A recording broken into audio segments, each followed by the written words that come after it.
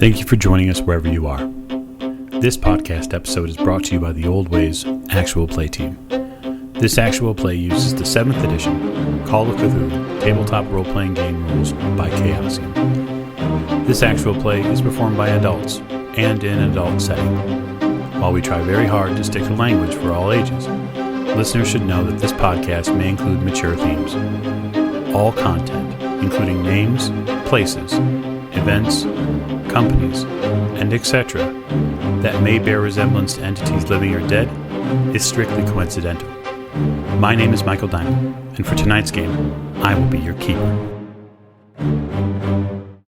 Thank you for joining us again in another episode of the Old Ways podcast. I am your keeper, Michael, and we rejoin our investigation in Horror on the Orient Express this evening. I have assembled my cast of investigators to my right. Hello, I'm Mike, and I'm playing James Robert Fraser. And to his right.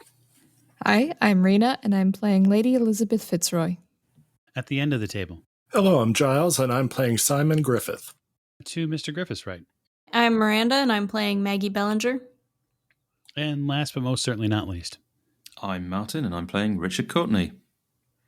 Well, we had an exciting episode last week. It seems that Miss Bellinger has come upon something special. So I want to start and raise the curtain this evening on the house just outside Hyde Park, where Maggie and her Aunt Edith have returned in a bit of a fluster after what they've witnessed.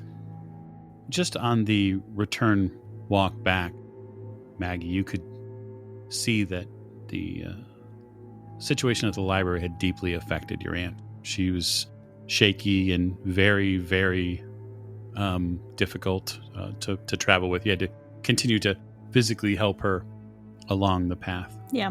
You yourself are still struggling to understand and cope with what you saw.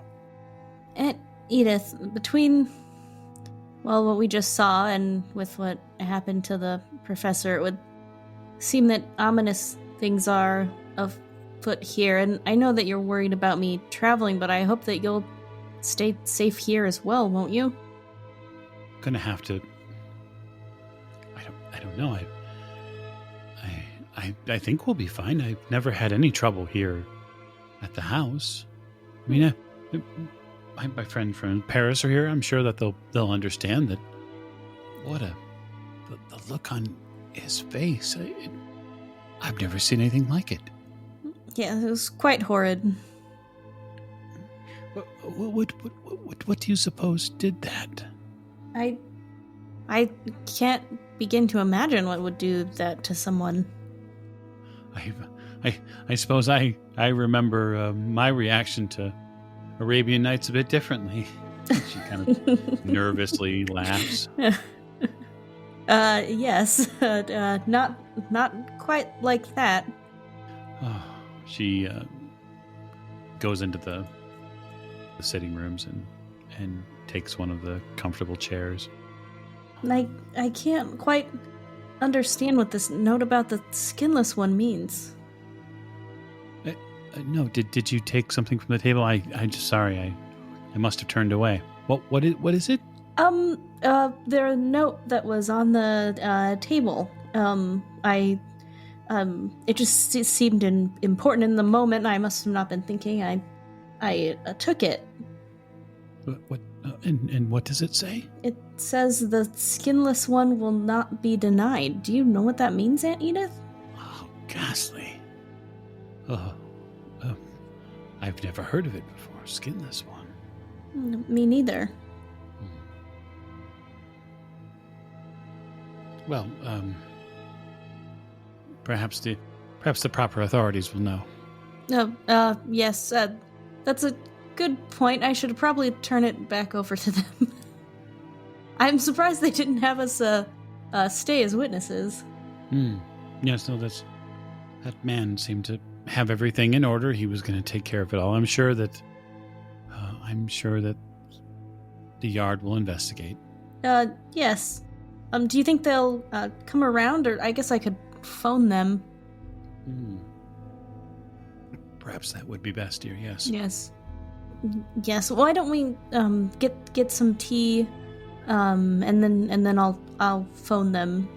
In case this is of any importance. Sounds like a wonderful idea. I will need to lay down, though. Oh, of course. Here, let me help you, Aunt Edith. You help her out of the chair and help her to her bedroom with another member of staff, and they ask if she's feeling all right. Is everything all okay? What? Oh, yes. We just had quite a fright at the library, but I think some rest will do all of us some good. She takes to rest pretty quickly. Your Aunt Edith is a socialite. She's definitely not someone who's in any way, shape, or form used to dealing with such things. Yeah.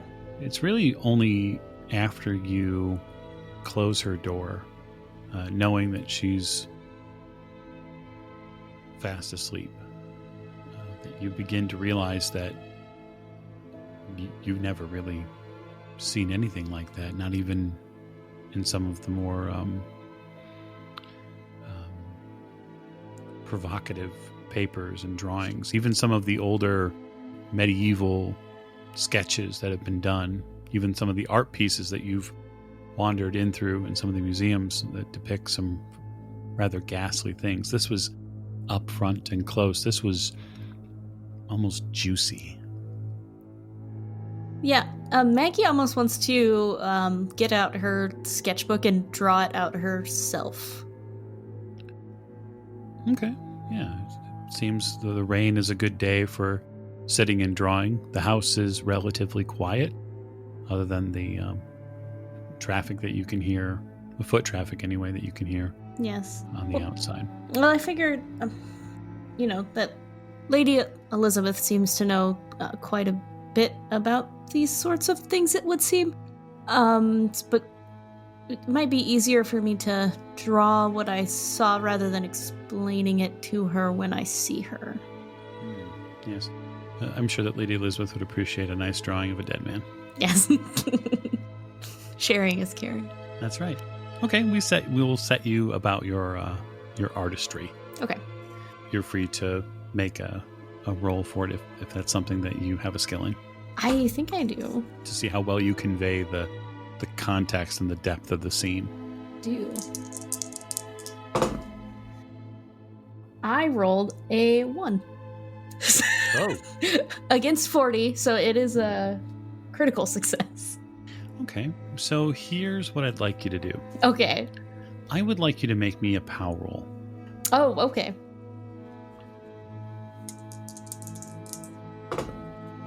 53 against 75. Excellent. So here's what I'd like.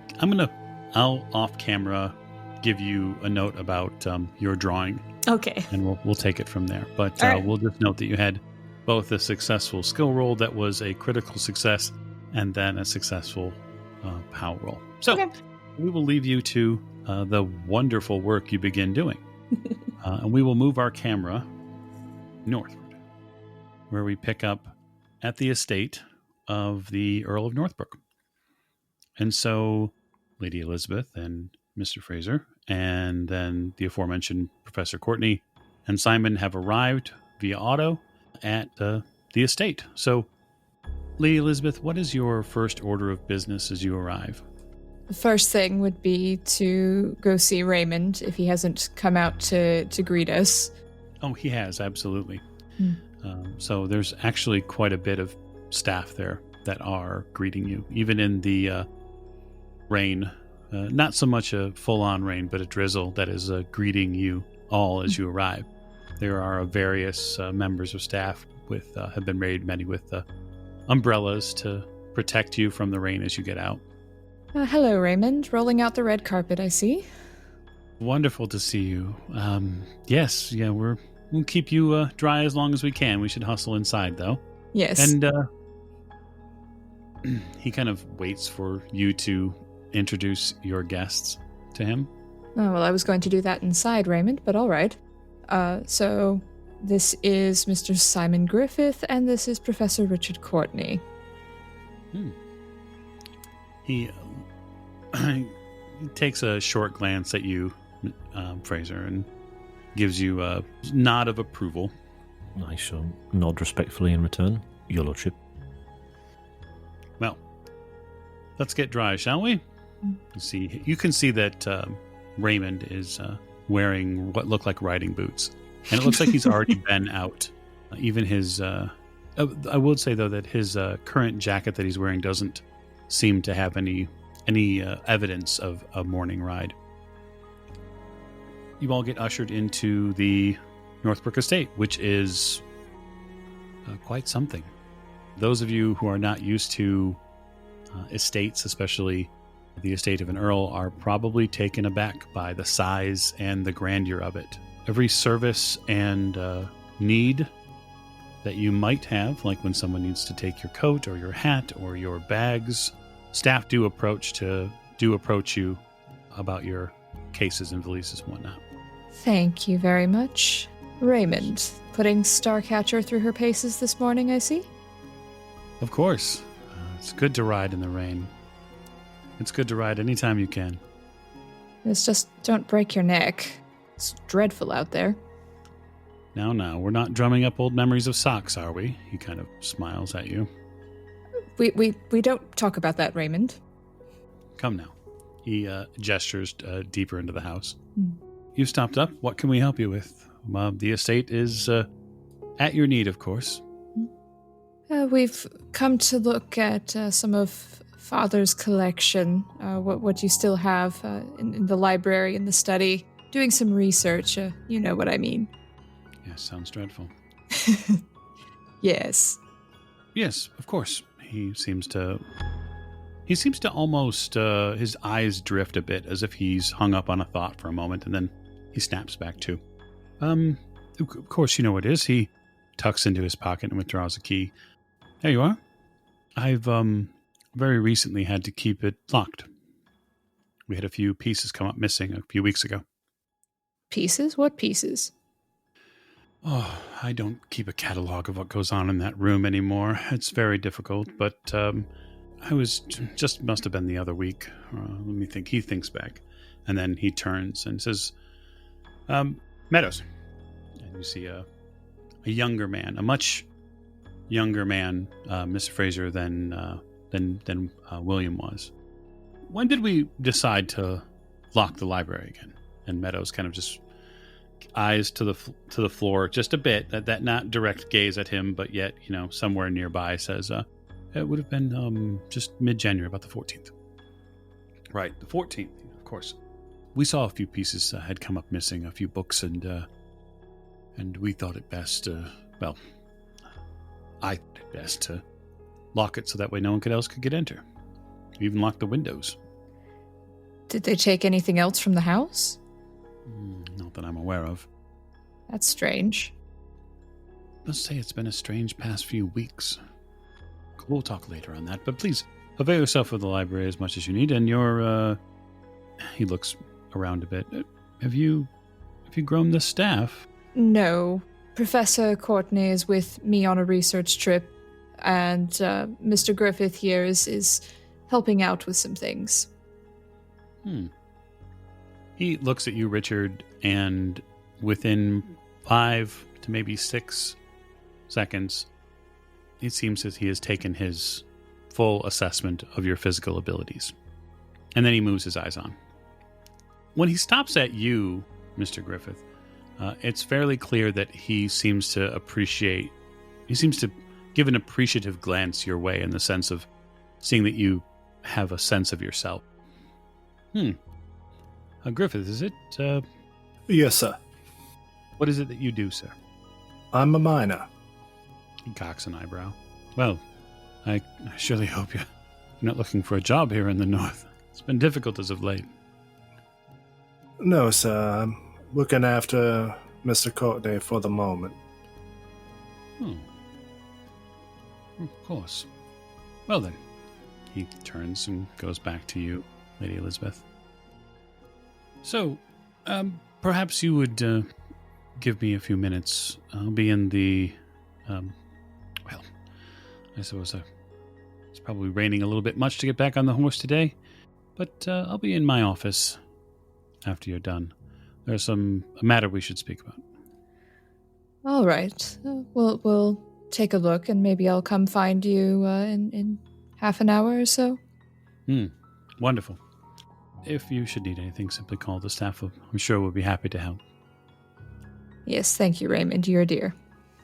Raymond, without a nod outside anyone else, just simply turns and walks back down the hallway as if there is something entirely more interesting to do. Can I Which do then a psychology roll, Mike? Yeah, go right ahead. Okay. My psychology isn't very high, but who knows? Okay, that is a 29 under 30. Okay. What are you attempting to ascertain about the situation, or your brother, as it were?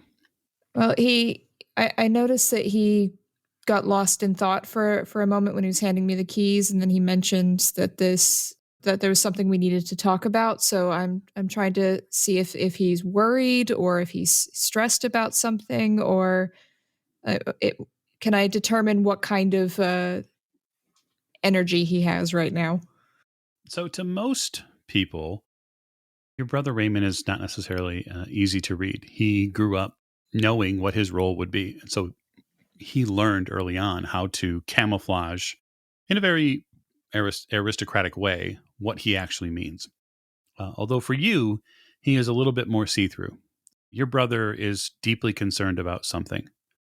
And when you talked about your father's books, that's really when he began to have some trouble over his emotional state. And it also conjoined at the same time about the study being locked and there had been a break-in. There's something that is deeper that's gone on there. You're not certain what it is, but he's definitely not telling you everything yet. Okay. So I'll file that away for future reference, but I want to go get this started before I go talk to him, as I said I would. So I'm just going to turn back to my little group. Shall we? Your Ladyship, would it be all right if I went and made myself known to Mr.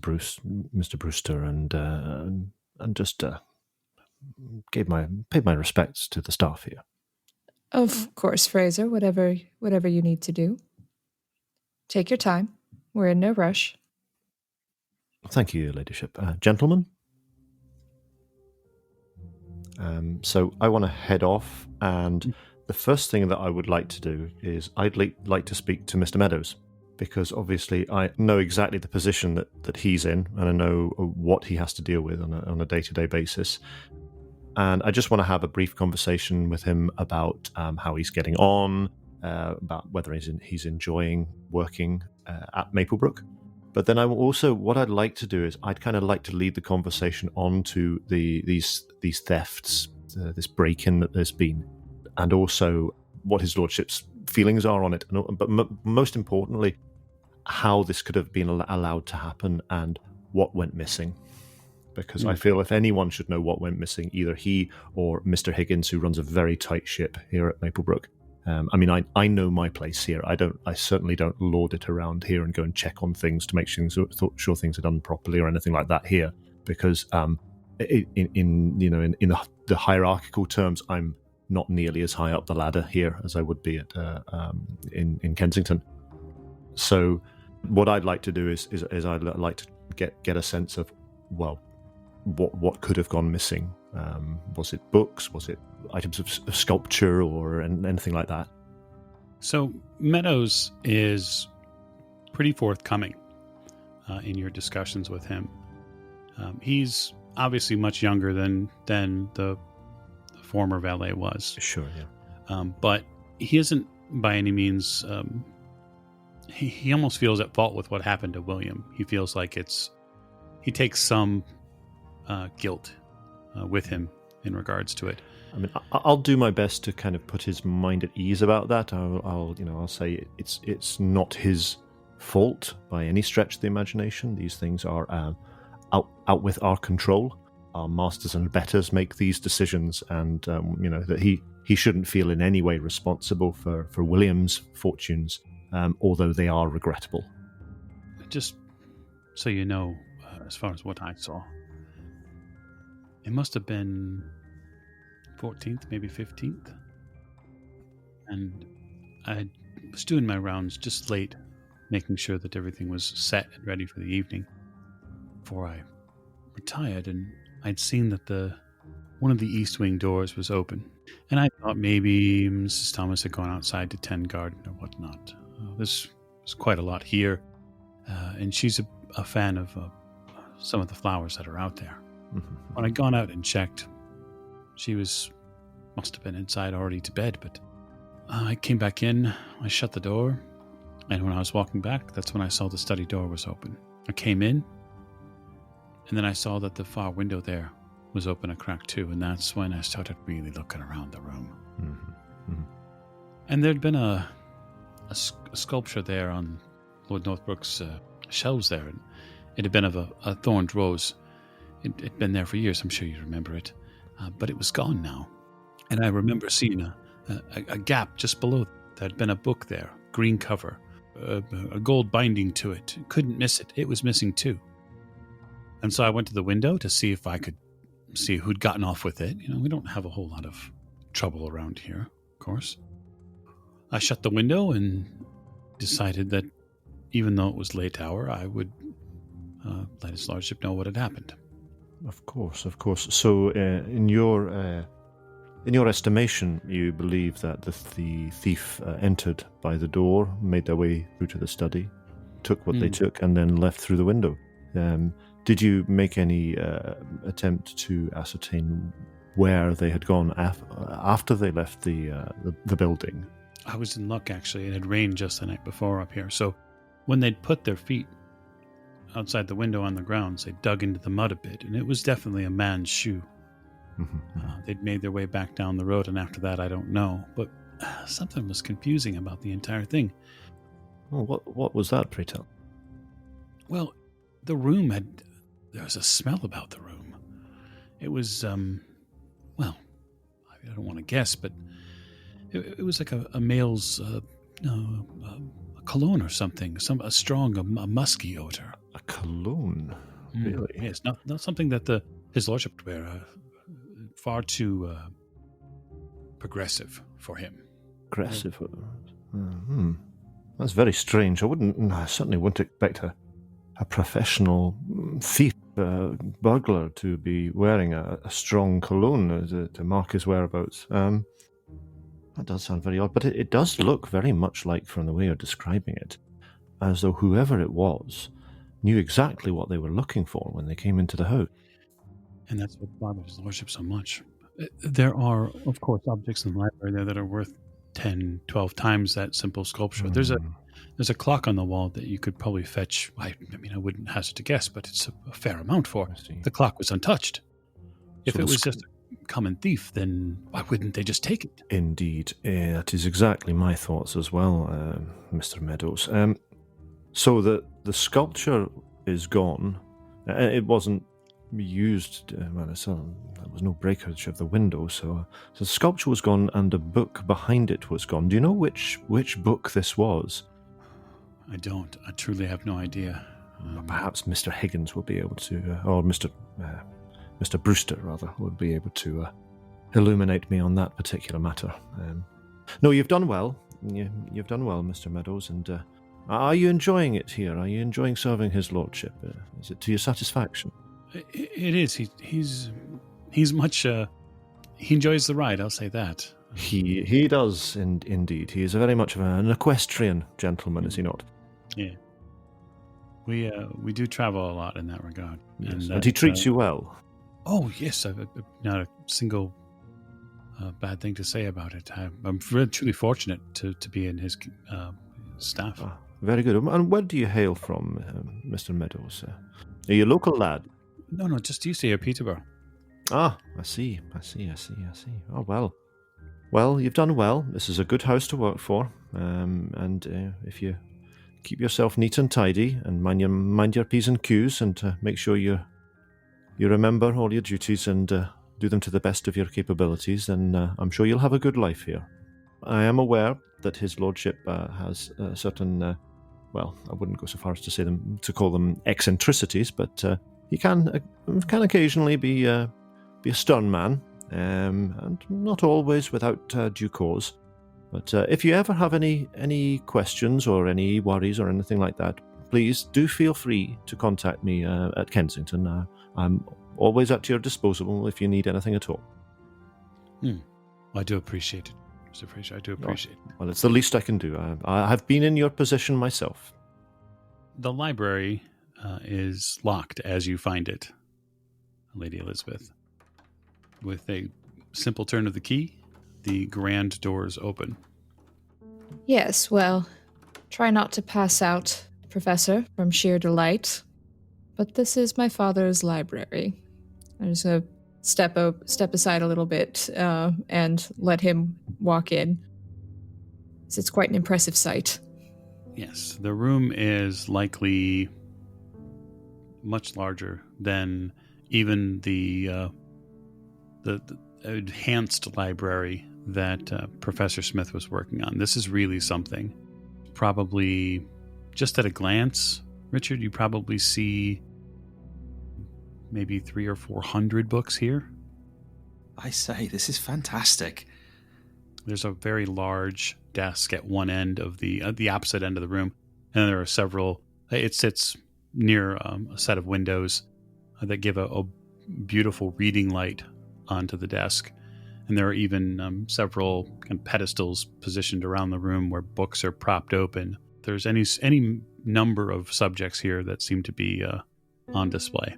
So Richard is just going to kind of ignore the rest of the world around him, as it were, and wander in and start looking at the books on the shelves, just as if a child gazing at the different volumes and just trying to take it all in, work out what's there, what sort of subjects are covered, and how old the books are, whether he's seen them before, whether there's anything that takes his fancy, that catches his interest. Oh, there are definitely texts that you've seen here before. There's actually quite a bit of not only history, but there are sciences here as well. And it's really as you get into the sciences, you start seeing them veer into areas that you're not familiar with. So social sciences, so even books on the mind. And that's when you kind of start to see that you're gravitating toward a very particular corner. This is a corner you, Rena, know very well of your father's books here. There does seem to be quite a collection here. Yes, and this isn't even all of it. Like I said, Father left some books to the local vicar, and Raymond donated some to the library before I think he got too bored of going through and cataloging everything and just decided to leave it. Oh, do you have a catalogue, even a partial one? Father would have had one. I don't know if it's still here, but I'll check. So I'm gonna go over to the writing desk in the corner, Mike. Yep. And I'm gonna check to see if Father's catalog is there. Yeah, you check to see that the catalog is there, and there it is. It has not been removed, although it's not in the same position it used to be in. So someone must have at some point taken out and looked at it. It's possibly Raymond did it when he was dealing with some of the donations he made. Here it is, Professor. If you want to have a look. Yes. Yes. You'll just take it and start having a look through. Is the catalogue sort of ordered, or is it, I'm assuming it must be, or is it just sort of an A to Z list of books? It's mostly an A to Z list of books. So Richard will, just start skimming through quicker than looking on the shelves and see what he can see. Well, you notice a few things right off the bat as you continue to get through the book. You notice that there are books that have lines through them. So it looks like they at one point were part of the collection and they have been crossed off. Just something that's come to mind. Is the book that Lady Elisabeth has, is that in the catalogue somewhere? It does not appear in the catalogue at all. Mm-hmm. It's strange. Your book doesn't feature here. At least I don't think it does.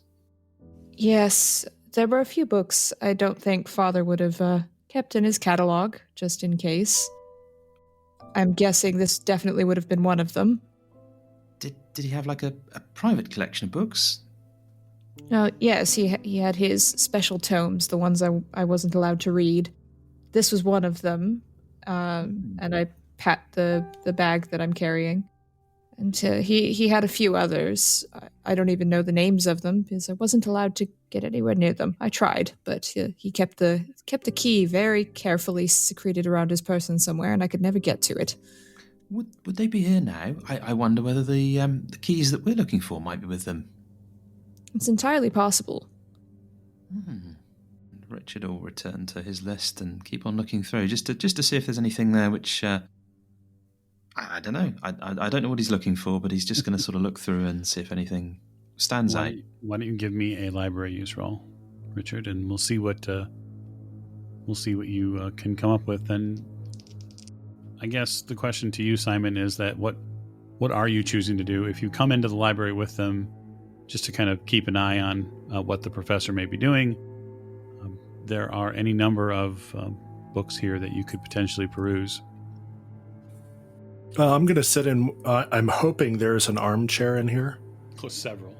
Okay, I'm going to sit in one that'll give me a view of the two of them. Again, several. Lady Elisabeth? Yes, Mr. Griffith? What is this book that you are speaking of with Richard? Oh, yes. Well, it's a book my father left me that I haven't been able to open yet. I'm not quite exactly sure what's in it. That's why we're here. We're looking for the keys. And do you think it ties to what Mr. Richard is carrying? Well, Professor Smith certainly seemed to think so. Are you aware of what happened at Mr. Richard's house? No? Is it safe to speak here? Well, servants don't listen in at doors on this estate, I can assure you. Ma'am, one of Professor Richard's students was found dead in his home. His home had been searched. I believe that they are looking for what the professor is carrying. Is it possible that you are also under surveillance? I raise one eyebrow. It's entirely possible, I suppose. That's rather thrilling. If this book is tied to the professor's item per Dr. Smith, then it would be entirely likely that both items are being wanted by other individuals, enough that they would kill someone. Well, that might explain the break-in, I suppose. Maybe they were looking for the book. Thank you, Mr. Griffith. That was very enlightening. I'm going to look over at Richard.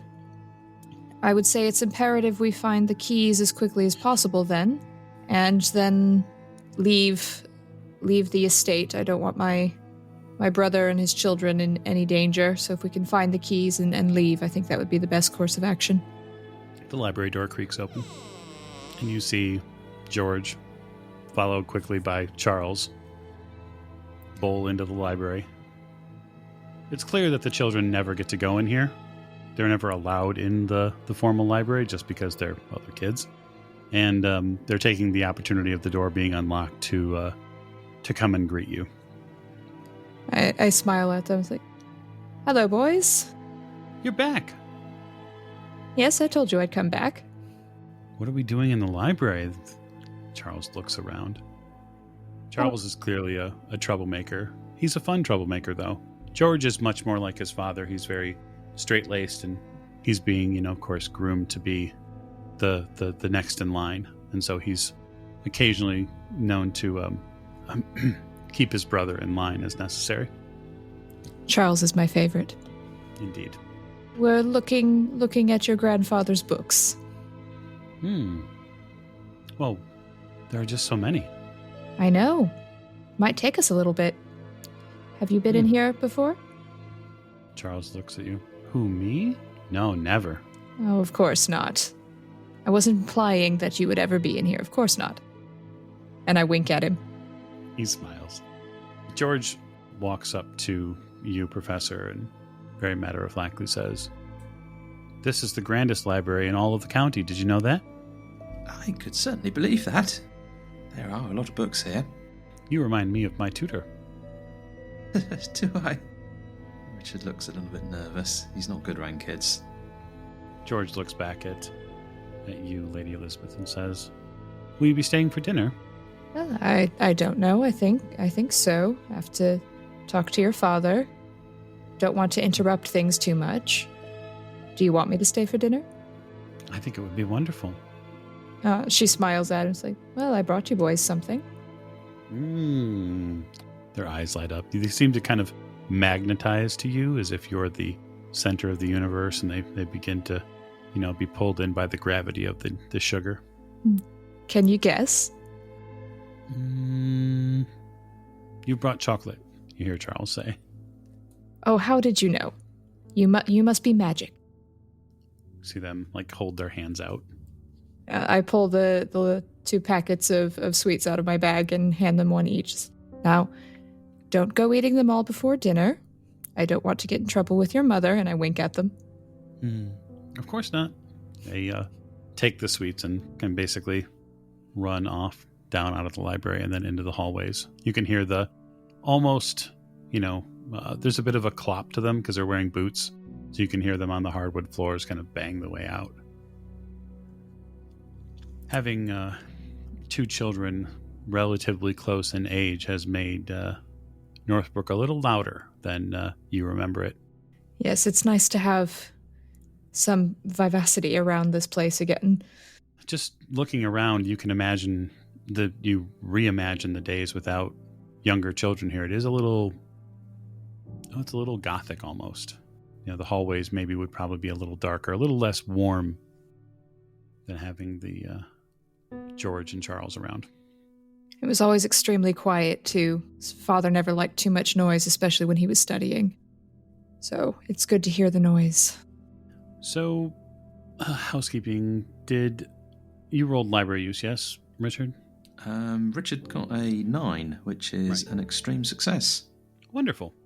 So I guess give me a bullet list of specifics that you're looking for. So Richard's sort of looking for anything out of the ordinary, and by that he's aware that there are some books on the occult there.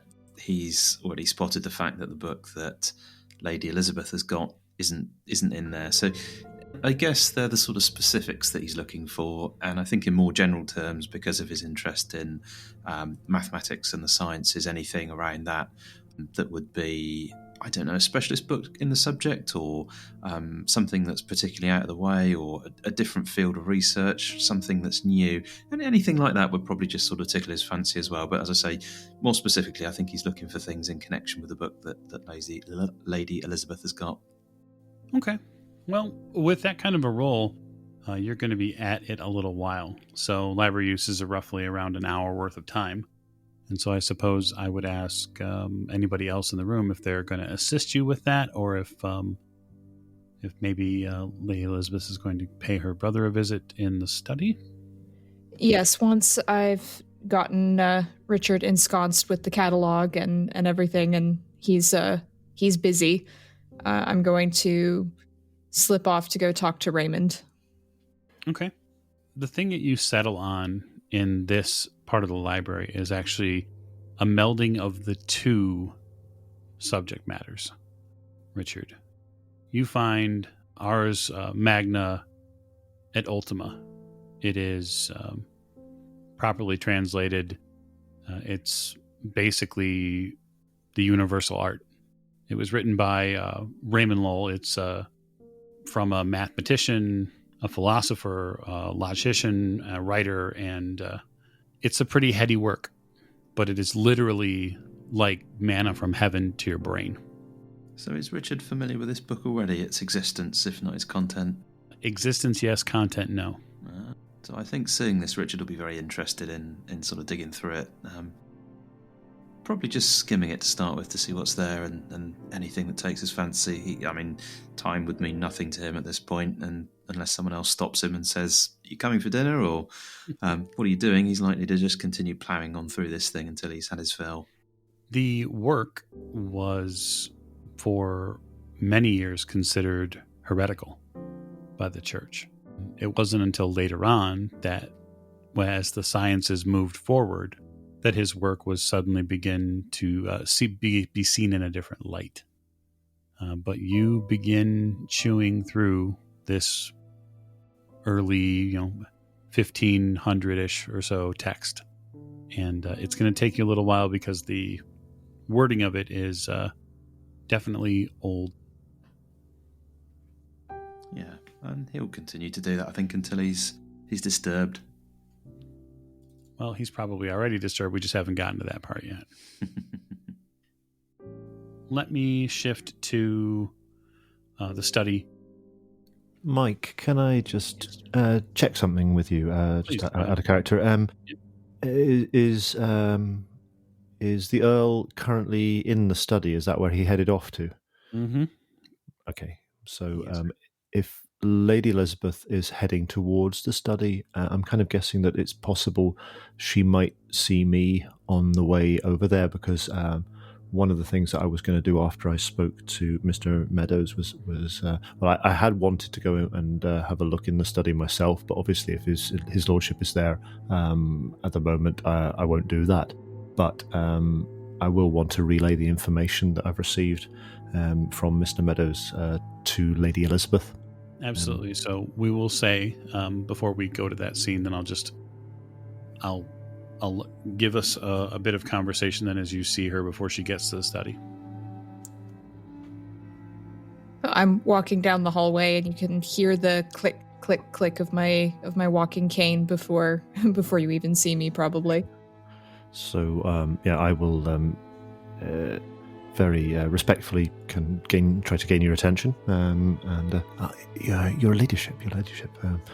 Yes, what is it, Fraser? I wondered if I might have a wee quiet word. I was speaking to Mr. Meadows regarding this robbery that took place around the 14th of the month. What he's told me is that a book and a small sculpture, a rose with some thorns, I don't know if you recall it, were the items stolen from the study.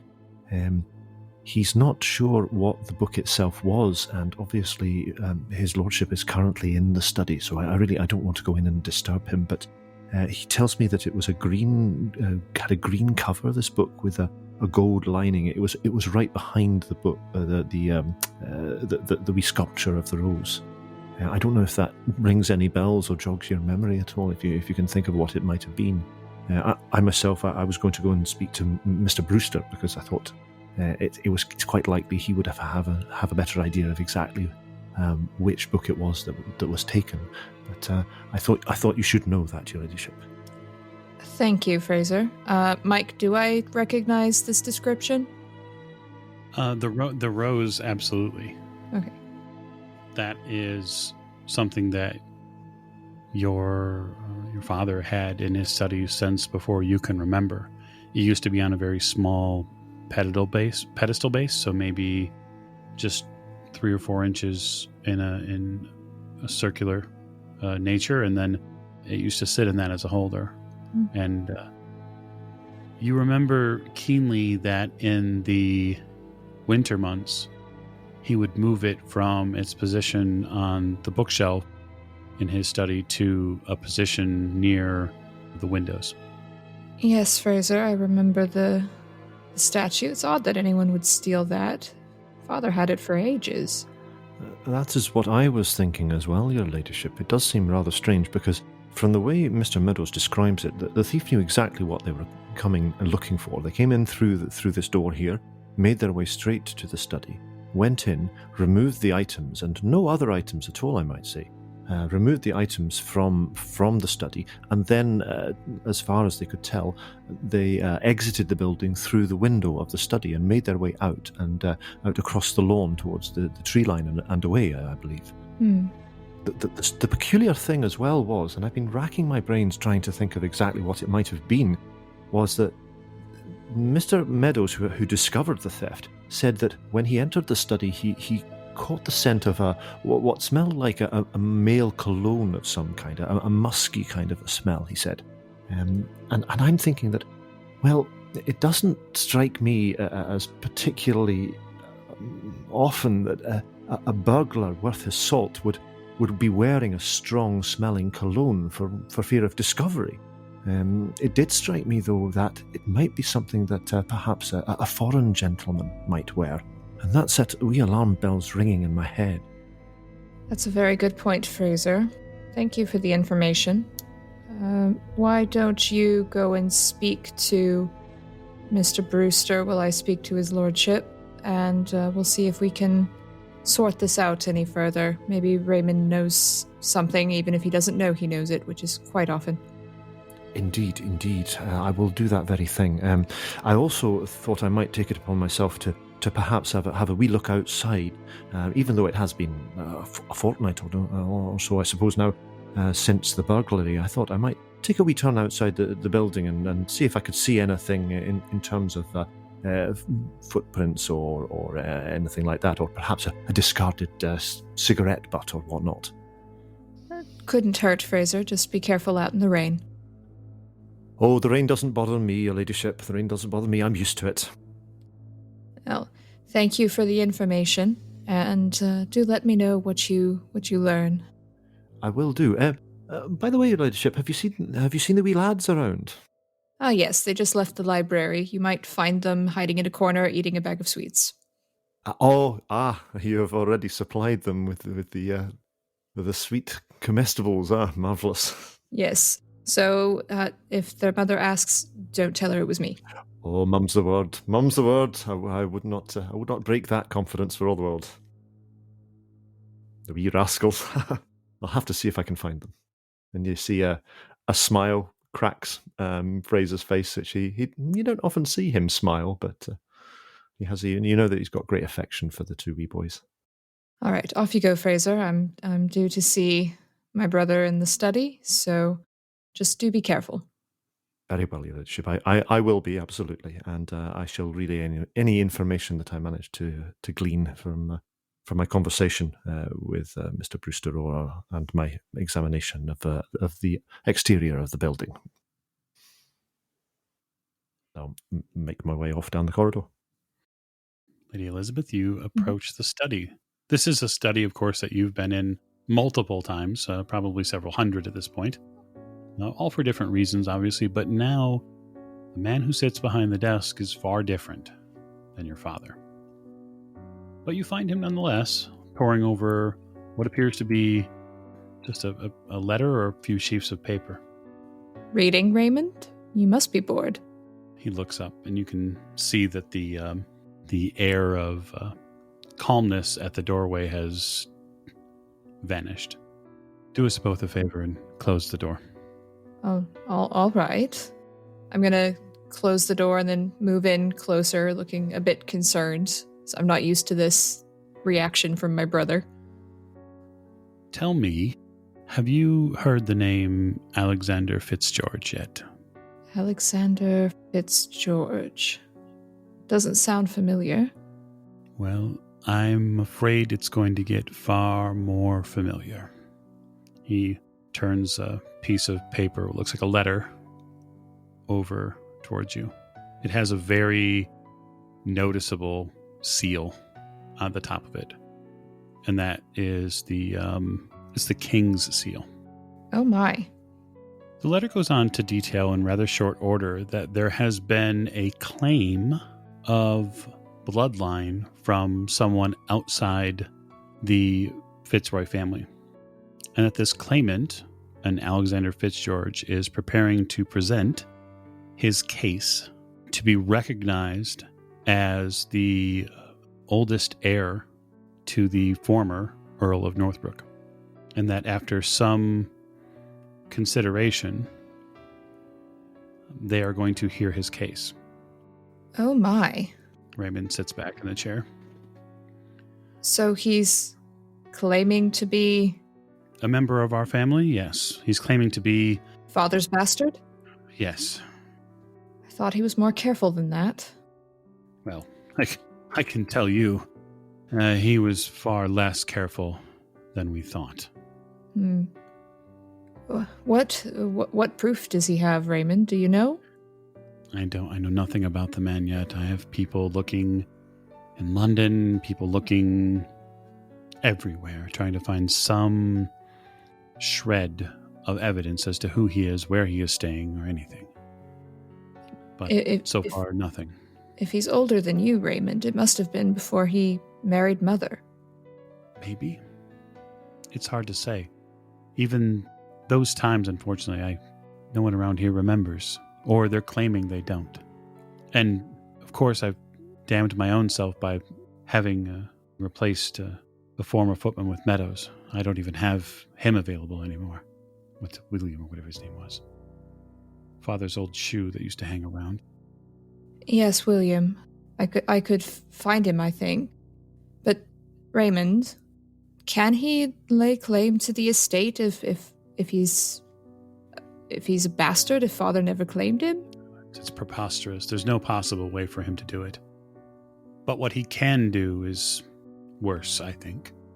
He can stand outside the arena and he can yell and squawk and shriek and get into the papers all the time. And then we'll have reporters all over here looking for some sort of answer to what the truth of the matter is. And I'll have to deal with all the fallout from it. Press is the worst thing that could possibly happen. And she's being completely serious when she says that. But what he is claiming in this evidence I have yet to see. But it's clear that, that His Majesty or the people in his employ have seen it. Someone has seen it and seen it fit to say it's believable. He must have some kind of compelling evidence then, unless you have enemies at court. Oh, I could save you from the politics. Yes, well. But that being said, of course, there are people who politically would rather see themselves succeed, whether it's at horse racing or at the markets or trade in India.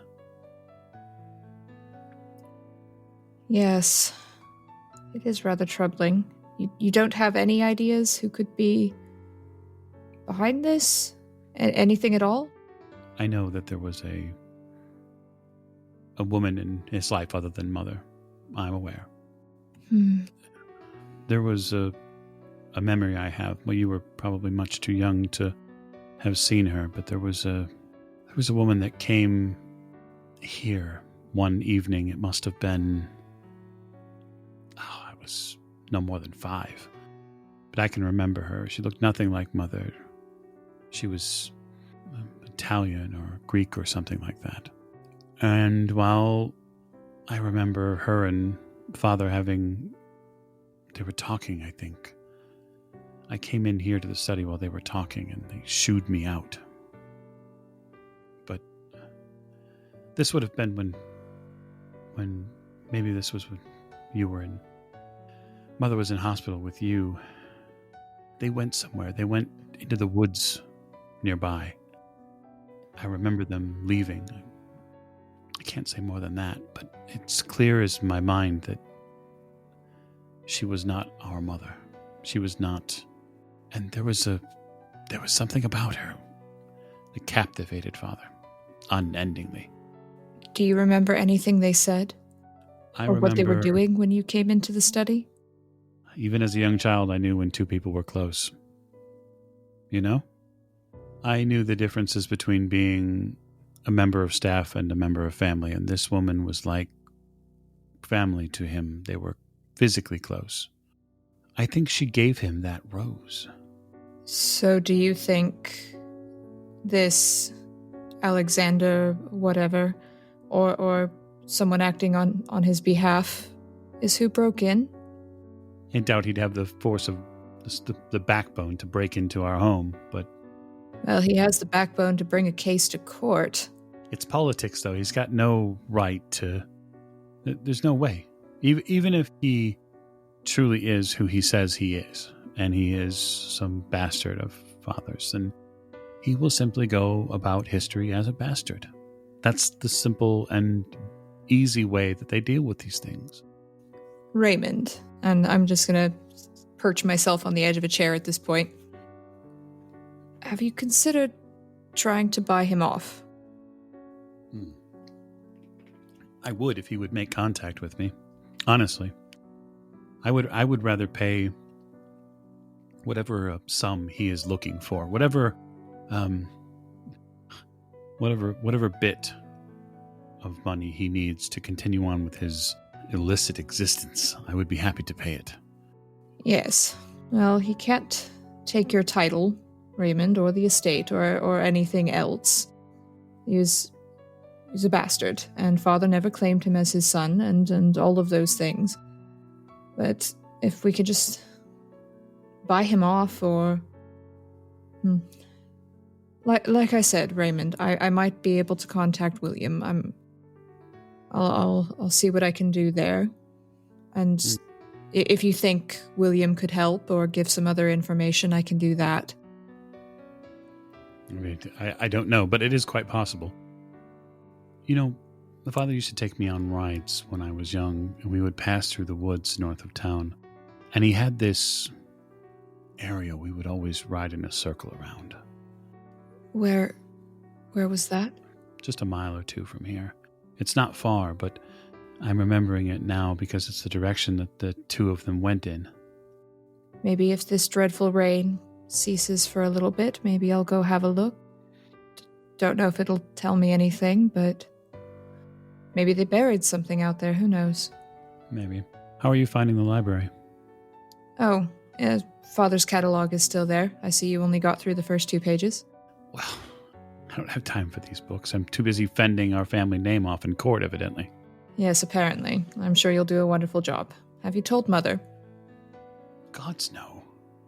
Yes, I'm not quite sure she could live up to the scandal of actually having to admit that Father has a bastard somewhere. Yes, well, we must keep this from her, that's for certain. Just in case you are descended upon by the papers. I wanted you to be aware of it before some roving reporter came knocking on your door. Yes, I appreciate the heads up. Now I can tell Fraser to beat them off with a stick.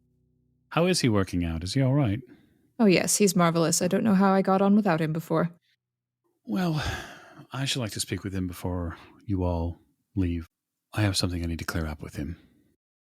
Shall I send him in? I saw him just a few minutes ago. Please. I'm going to move camera. Richard, you have pored over this book for a bit now, and you can see that the pages are, well, rather well embellished. You come upon a page here that is rather curious.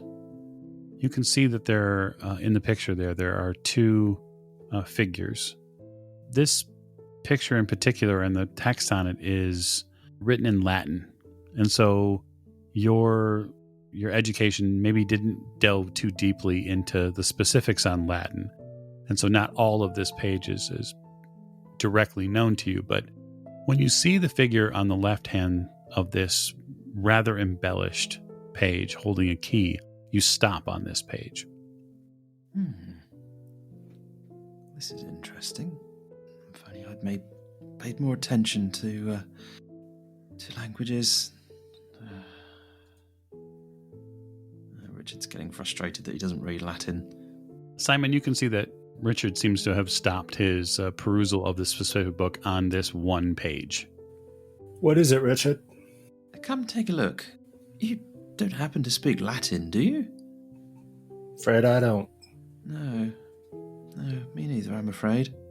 Don't you, professor types, aren't you required to speak Latin? Well, I had somewhat of an unconventional schooling. I consider myself rather lucky. I went to a school that specialised in mathematics and science, which of course is perfect, but not unfortunately for this. And Richard will just turn the book round and show it to Simon and say, "Look, it's an illustration. The one on the left has this key. Not quite sure what the rest of it is, but seems significant to me." Is there a bookmark around here or somewhere? I have no doubt that there are several in the library. I suggest you put one in for this page so Lady Elisabeth can see it. Yes, I suspect she may have had a more traditional or possibly classical education. Perhaps she can interpret this. Worst comes to worst, maybe we can borrow the book from the library? Yes, I mean, she did seem rather amenable to letting me look round, and I know she's very keen on unlocking the book that she has. So yes, no, that's a fantastic idea. Then let's go ahead and you finish looking through this one and mark it, set it aside. I'll just keep watch. Yes. Richard will continue to look through the book, having found one thing. He's curious to see if there's anything else in there. Just another passing scene there with Rena and Spike, so they can let them know that the principal now awaits for Mr. Fraser. Have I had a chance to speak to Mr. Brewster? What specifics would you need from Mr. Brewster then?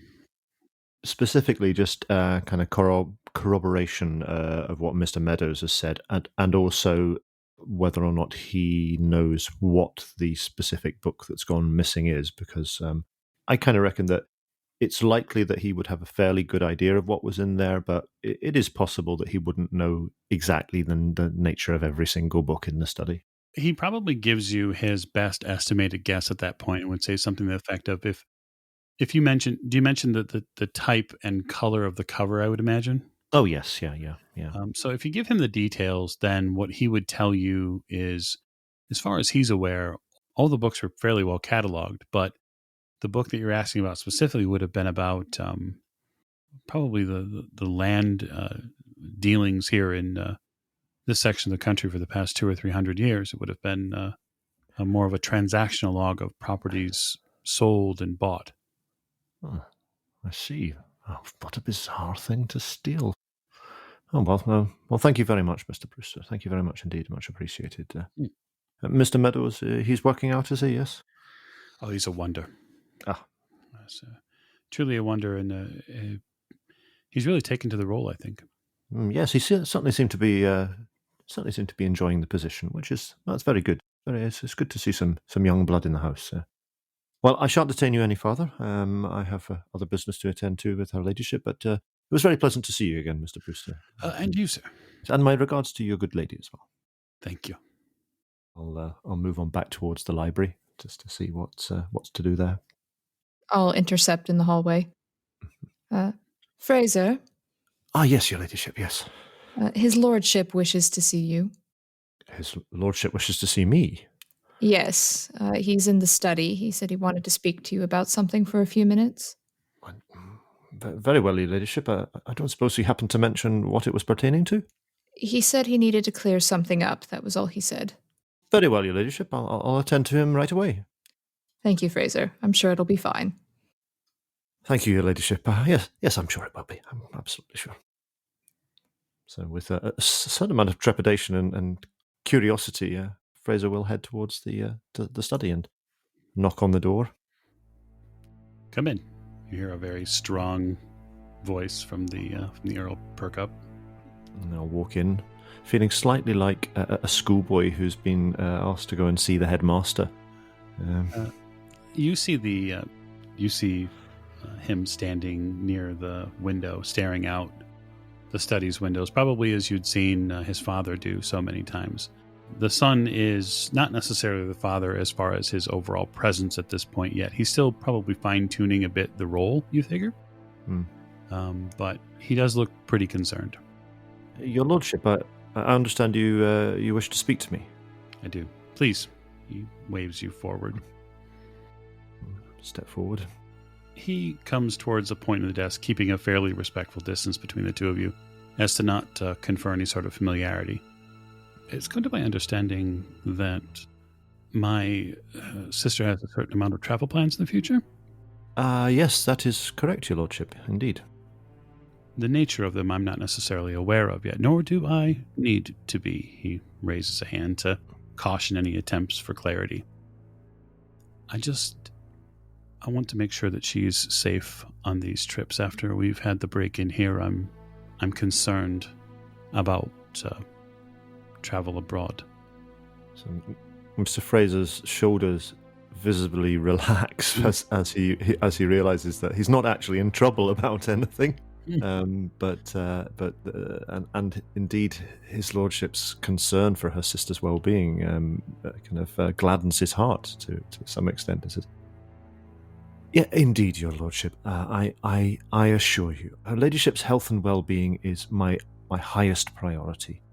I will be by her side throughout the whole journey, and I will attend to any and every need she has.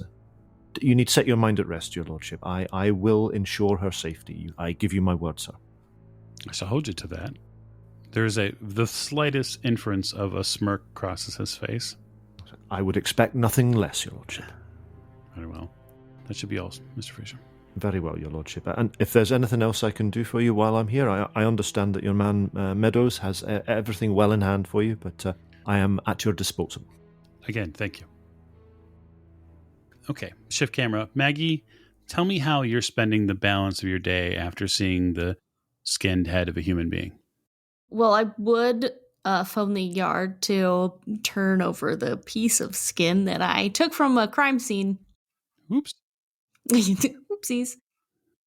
And aside from that and drawing, I would imagine maybe quiet contemplation. I would check on Aunt Edith occasionally just to make sure that she's still all right, peek in, see if she's still asleep, if she's awake yet, but spend the remainder of my time probably at the house.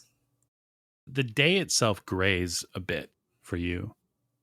Color seems to kind of drain out of most of the objects, less the floral bouquets that the folks from Paris brought. It's very difficult to understand what would bring someone to do that to someone else, as it's clear that a message was being sent, although you're not sure why. Or to whom. Indeed.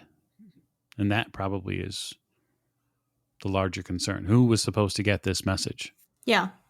I don't see why it would be Maggie. Myself. Well, that's the whole mystery of it. I know. I love mysteries. Mm-hmm. So, looking over the paper that you were given, the skin, Yes. it's fairly clear that this was taken from a section of the scalp, probably up near the temple area. The follicles are very tiny, so they're not the traditional larger follicles that would be the front and back of the head.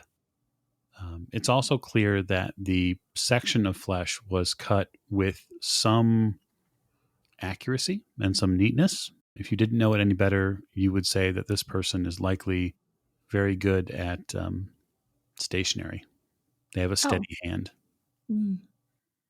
which is a bit disturbing, of course, because you would figure, and your brain does this to you, unfortunately, you would figure that to get good at something, you would have to have practice.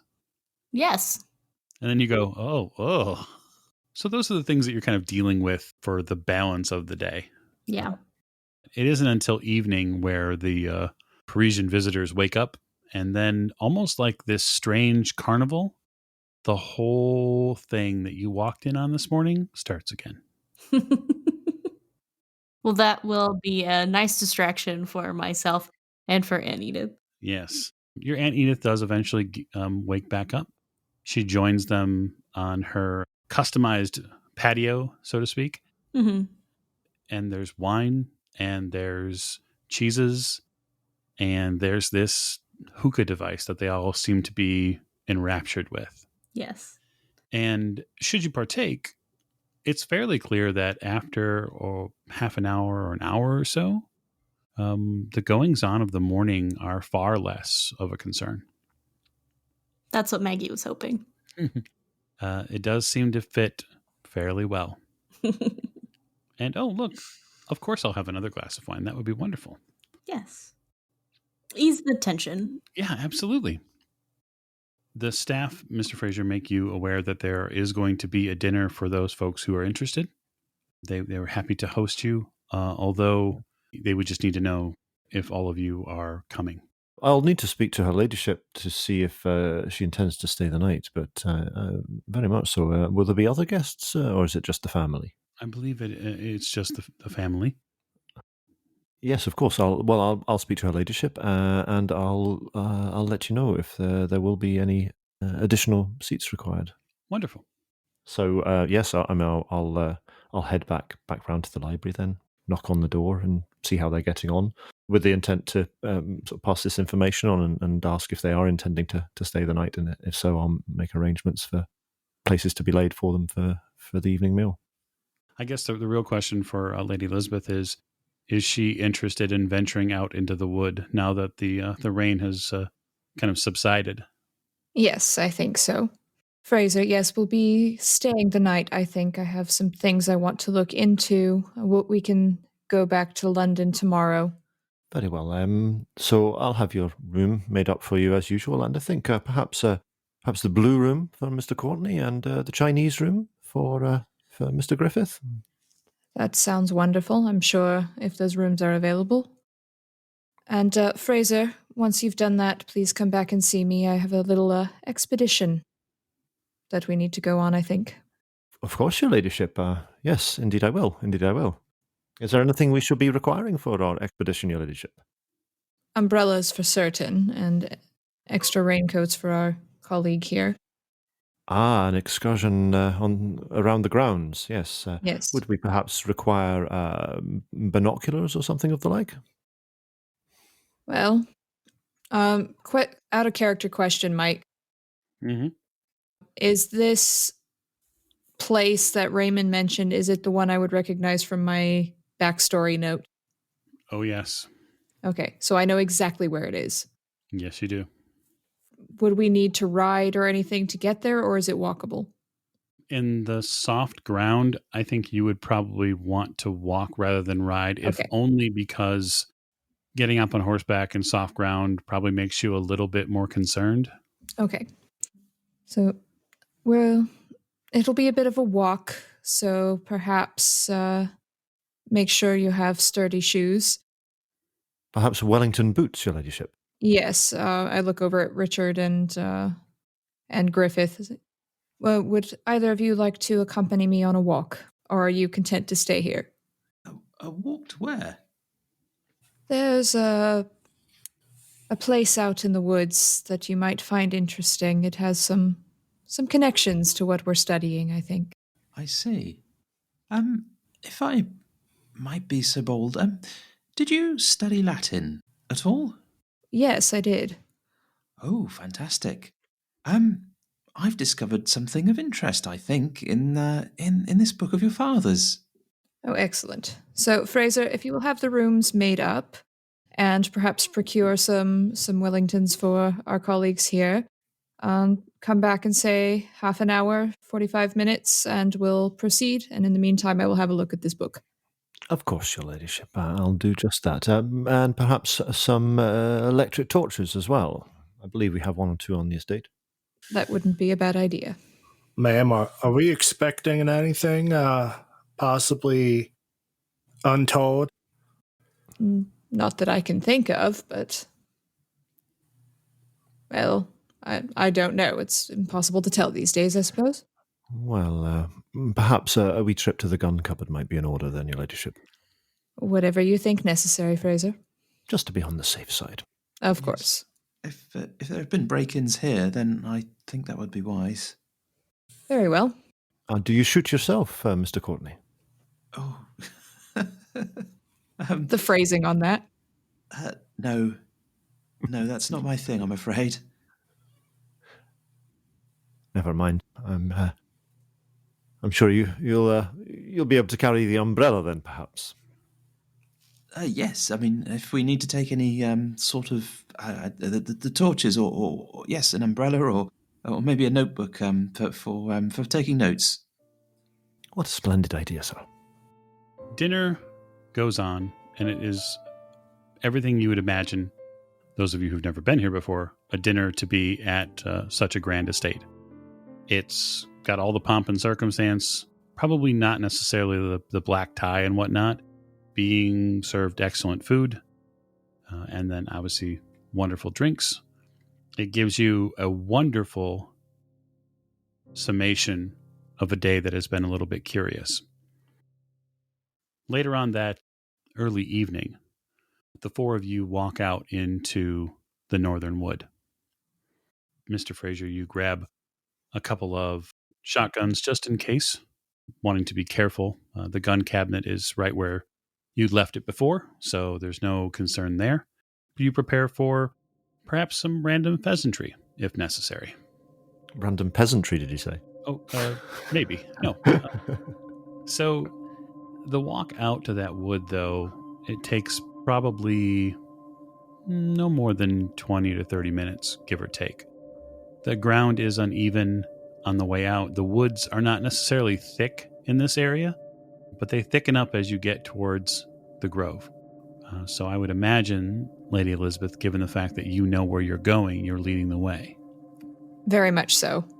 And I'm not making conversation or chatting with anyone, and Fraser would notice that there's a little bit of tension, perhaps in her shoulders or on her face. Sure. The woods tend to thicken up a little bit, and you even get a few rolls in the hills here. So there's some larger rocks here, but it's nothing so gigantic or enormous that you couldn't possibly get over or get through. It does take a bit of assistance from Fraser on a few accounts just to make sure that you have the proper footing. That said, though, the grove itself is fairly dense, and it must be only, from what you can see, Simon, it's probably only about 100 or so yards in coverage here. So it's not very big in the grand scheme of things, but it's big enough. Even as you get deeper and deeper in, you can tell that seeing the open and rolling plains from before is a foregone conclusion. There's no way you'll be able to see anything from here. Question, does it look like any of this area, since it's overgrown, has been disturbed? It does not look disturbed at all. It actually looks like it's done a lot of good natural growth. I mean, there are some deer paths and whatnot that you can see in the area, but you don't see any horse marks or any cutting or clearing that's been done. Okay. Mike, I'm wondering, I'm kind of guessing that there's probably not the opportunity or the time to do so on our way out, but I was wanting to have a look outside around the study window and then see if there were still any footprints remaining after. I'm aware that there has been a certain amount of intervening time and they may have gone by now, but I was wanting to see if I could try and follow them and see if there were any signs at all of that would kind of give me an idea of who it might have been that would have been in the study stealing the book. Looking out in that area, just because you're going outside, you would have at least a couple of minutes to pop around the side of the estate and just see if there was any evidence left. You don't see any. You see disturbed dirt, but no, there's no prints left. It's been quite a bit of time.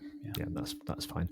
I'm going to engage Lady Elisabeth in conversation in order to pass on the information about that I've spoken to. I've spoken to Mr. Brewster, and he has told me that the book that was removed, as far as he recollects, was a book with some information about land dealings. The sale and purchase of land, and I dare say there were some kind of survey maps and that sort of thing in amongst it as well. I have no idea exactly why this of all things would be stolen. It seems very peculiar to me that somebody would break into the house with the sole purpose of stealing a little sculpture of a rose and a book of land dealings. That's interesting. Thank you, Fraser. Of course, Your Lordship. I'll speak to his lordship later. Yes, I mean, I can't imagine what purpose these would serve to anyone, but clearly somebody wanted them. Yes. How direct are you taking as far as the path to the grove? I'm going the way I remember going the last time. So you enter the wood here, and then you continue. You basically have to take the trail that goes, the trail starts and goes left, and it seems to hook around this centralized grove until it reaches almost back around to the right. Some rocks and some a rather large grouping of trees make going right initially basically impossible. But you find the entrance to the grove. It has definitely overgrown a fair amount, although not an impassable point. And it's there that you see this rather large flat rock where you saw that scene as a child take place. There are even echoes of it now in your mind, of the group that was gathered here and the curiosity at what they were doing. I'm going to just sort of catch my breath and lean back against a tree for a moment as I start having these little flashes of remembering things. Just sort of looking around and trying to remember as much as I can. Like if I blocked out seeing Father there, or maybe this woman, now that I know she was there, maybe the one from my vision with the sextant. I'm trying very hard to remember if I saw them here. Why don't you make me a power roll? Ooh. Okay. That is a 2. Okay. You kind of fall back a bit to the closest tree, which is no more than maybe 3 or 4 inches from your right-hand side. And Fraser, you end up making sure that you're available for her, because she seems to get a little woozy. Your ladyship, and I'll step over towards her and take her arm if she looks like she's unsteady on her feet. Are you quite all right, your ladyship? The vision you have, Lady Elisabeth, is of 9 people here in what can only be stated as a complete state of undress and ecstasy. In the center, you see your father. He seems to be presiding over this situation, at least for the first half of this memory that you have. And it really isn't until he kneels that you see that there is this 9th person, this 9th form of this beautiful, naked figure that stands atop this rock. And there's this cup that she holds in her hand. It's a very simple, what it almost appears to be, if it's made out of clay or mud, and she pours it out. And when she pours it out, the contents of it, this viscous, dark fluid, pours over, coats your father's head. And it seems to coalesce between his knees as he's knelt there. And there's this raucous and rolling cough that comes out of his body. And it's at that point you see your vision fleet from the scene, and you snap back to. Fraser? Yes, your ladyship. I'm right here. Sorry, I lost myself for a moment there. Quite all right, thank you. Are you quite sure, your ladyship? You're definitely all right. Yes, I'm fine. You did go a very pale in the face there, your ladyship. Yes, well, I got lost in these woods once as a child, and I was just remembering being stuck out here. Oh my, I'm sorry to hear that. I wasn't aware. No, it's not something I like to talk about. Yes, well, the woods can be a very scary place for a small child. Yes, but there are some. Look back at the professor. There are some local legends of this place being some sort of local occult sort of meeting ground or ritual areas, like sort of like Stonehenge, but without all the stones, if you know what I mean. And I thought maybe there could be something here. Really, I had no idea, your ladyship. A heathen practice in the woods so close to the estate. Well, most of this country used to practice heathen rituals, as you put it, Fraser. So I would be very surprised if we weren't near one at any moment in time. I suppose that's right, your ladyship. But those days are long behind us, thank the Lord. She doesn't respond to that. I do want to move in and go look around, Mike. Like, do I see anything, like any symbols or any like stone circles, like small stone circles, or anything that reminds me of anything I've seen in my occult readings? Yeah, there's no stone circles, there's no symbols on the ground per se, but what you do find near the rock is unmistakable. There's a hole. It's probably 10 to 12 inches around. It's roughly circular. Fraser, pass me that torch, please. Of course, your ladyship, here you are. I'm gonna go up to it. I'm just gonna shine the torch into the hole and see if I can see anything. Do be careful, your ladyship. The hole ends probably a good 1.5 feet, 2 feet down. It ends just in what looks like dark mud. The dark and color of that mud isn't any different from the mud and dirt that's around here. Mm-hmm. Does it look like there's anything down there or that there has been anything there? Not recently. Hmm. I mean, there's even leaves in it. It's not like it's pristine Okay. by any means. Mm-hmm. So, Professor, what do you think? It's interesting, but I'm not entirely sure. What were you hoping to find here? I don't know, but like I said, there was some of these legends about rituals and things being carried on here, and I thought with Father's books and everything, maybe there was some connection, and Raymond happened to mention this place, and it just seemed like too much of a coincidence. Yes, as I think I've explained, I don't believe in those things either. Normally patterns emerge for a reason.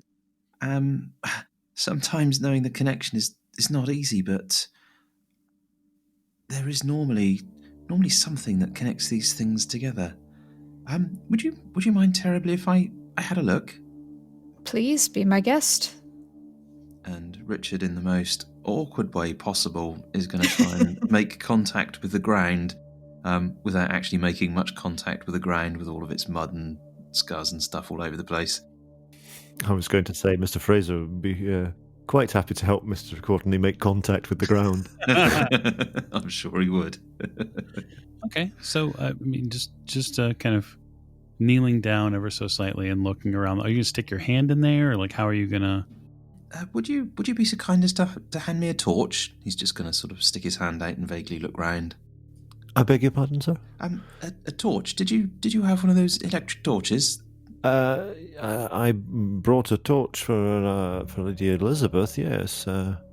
Did you not bring a torch yourself, sir? No, I didn't pack one when I came, I'm afraid. Here, use mine. Thank you. What are y'all looking at? I don't entirely know. There's a hole in the ground here. I was going to have a look. Would you care to bear with me? Sure. So Richard is going to... I think he's going to just instinctively know how to turn this torch on and look down the hole. Yeah, you look down the hole. You see much the same description. It's a hole in the ground. I'm gonna stick the shotgun butt in the hole if it's big enough. Yeah, I suppose it'd be big enough. And see if anything happens. It doesn't appear to. Lady Elisabeth, why don't you roll a cult for me, please? Okay, well, let's hope that my rolling luck holds. Okay, I've got a 50 in occult. Can I spend 3 luck to succeed on that? Sure. Okay, so I'm going to spend 3 luck. It really isn't until Simon puts the butt end of the shotgun in that it clicks, and not the gun. What clicks is the hole. This is a hole for a maypole. And so, of course, there's no pole in it because the maypole would be taken out, because just from your knowledge, you would know that the maypole would be used at Yule to create a Yule log. And so, yeah, this hole must be for a maypole. It was a place that they did a pagan ritual at.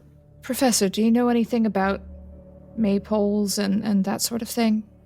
Oh, a little. I once read something on druids and that kind of thing. That's what you're referring to? Was it some sort of fertility ritual or life ritual, something of that nature? I don't recall the specifics. Puzzling. Why here, I wonder? I suppose they don't have maypoles where you are, Mr. Griffith? No, I don't know what you're talking about. It's this sort of pagan ritual, heathen rite, as you would say, Mr. Fraser. They would put up a pole and put flowers on it and dance around it, and I believe different regions had different versions of this ritual. But if I recall correctly, it was a fertility ritual of some kind. It was always performed in spring, hence Maypole, and new life and birth and all that sort of thing. Yes, quite ridiculous, of course. It's a little disturbing. Maybe there's a convergence of ley lines. I've read about these. Would you know if your estate is close to one or on one or more? I have no idea. Maybe there's something about it in one of Father's books. Yes, back to the library. Yes. Can I look around, Mike, and see if there's anything else that either looks out of place or that sparks a memory or something? One of the strongest memories you have of this place you've already had. Mm-hmm. So other than those memories, that's really about it. I mean, the rest of the forest here looks like it hasn't been used for anything else in, years. Do I hear the normal, like, forest noises, like birds and insects and animals and all that sort of thing, or is it just deathly quiet? No, you hear all sorts of birds and... Okay. So it's not that creepy. In fact, this area is teeming with life. So it doesn't look like anyone's been using this for any sort of rituals for a little while. You'll be happy to know, Fraser. Still, I need to think. I need to think about some things. I suppose we can go back. Professor, you had a book you wanted me to look at. Yes, I was going to remind you, if you wouldn't mind terribly looking at what I found and see if you could possibly translate it. Yes, I'll take a look when we get back to the house. Fraser, I'd like some brandy and warm milk, please, when we get back. Yeah, absolutely. I'll see to it right away. And you would know, Fraser, that this is a very odd request because she never takes a nightcap. Well, the group of you, head back to the estate, and I think that's the perfect place to call it. So we'll leave you all tucked in there for the moment, and then the idea then would be next episode we'll pick up with the next day, or maybe that evening, depending upon what the players decide. Maybe there's much more going on that they're going to decide to dig their teeth into. But thank you all for listening to this extended episode of Horror on the Orient Express. We appreciate your ears, and we hope that you're enjoying it. So we will see you next episode.